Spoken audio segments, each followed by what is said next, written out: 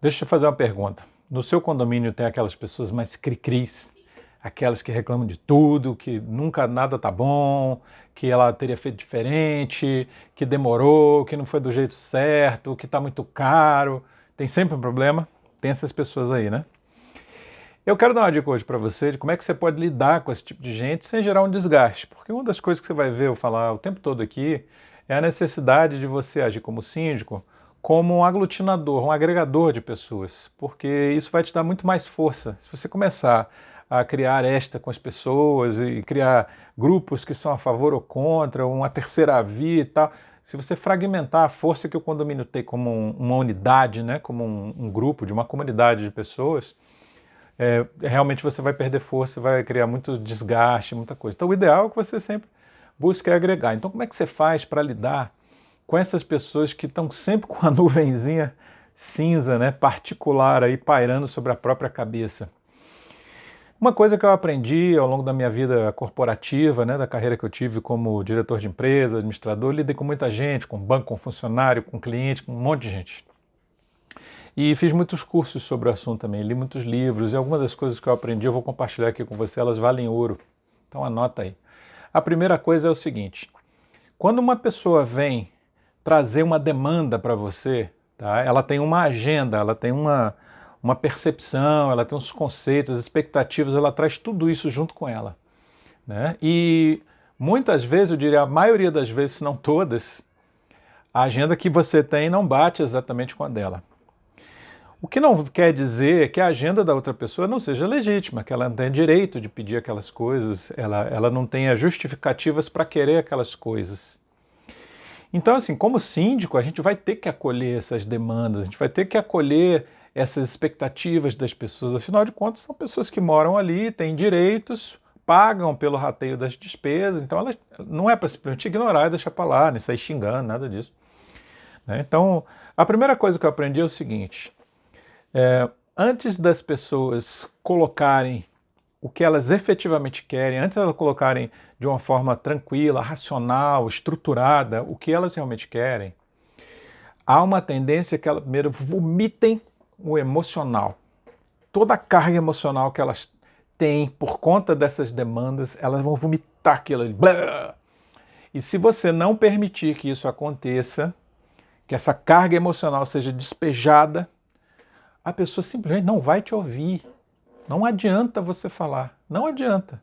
Só vai criar mais atrito, mais confusão, vai elevar a temperatura, muitas vezes o volume da discussão. Não adianta. Então, se uma pessoa vem com toda aquela demanda de emocional dela, ela está chateada, está aborrecida, de repente por vários anos de gestão que não deram em nada, uma coisa que aconteceu com a vida dela, permita que ela despeje essa carga emocional, deixe ela se livrar de tirar do peito dela, porque isso vai ficar, enquanto não sair, isso vai ficar entre você e ela. O próprio assunto ele não vai vir até que ela consiga colocar isso para fora. Ah, Sérgio, mas significa então que eu tenho que ficar ouvindo a abobrinha dos outros? Não é isso. Tenha em mente o seguinte: não tem nada a ver com você. Você é o síndico nesse momento. Se fosse outra pessoa, ela ouviria a mesma coisa. Se fosse uma outra, ela ouviria a mesma coisa. Então não é por sua causa, não é por você. É porque você representa todo o objeto de frustração dela.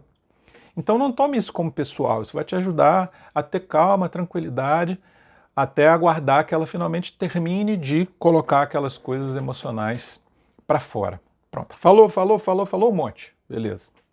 Você está ouvindo, né? Ok. Quando chegar no fim, você perceber que ela... pronto, agora... Aí você pergunta, mas o que exatamente você está me pedindo? Primeira pergunta. O que exatamente você espera de mim? O que é que você quer exatamente, objetivamente? O que é que você quer? E deixa ela falar. Segunda pergunta.